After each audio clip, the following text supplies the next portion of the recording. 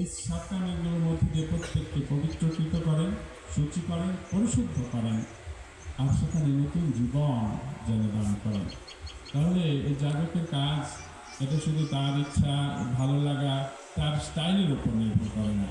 যিশু যেভাবে চান সেইভাবে কাজ করতে প্রস্তুত থাকা, সেইভাবে যিশুকে কাজ করতে দেয়া, সেটা হবে আসলে প্রকৃত যাজক হওয়া।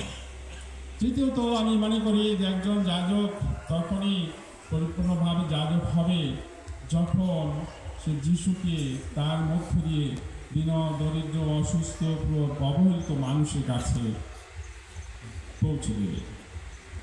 যিশু তার মধ্য দিয়ে যখন তাদের কাছে উপস্থিত হবে। হ্যাঁ, যিশু তো আসতে চান না? সবার কাছে আসতে চান না যিশু? বিশেষভাবে দীন দরিদ্র যারা, অসুস্থ যারা চান না তাদের কাছে আসতে?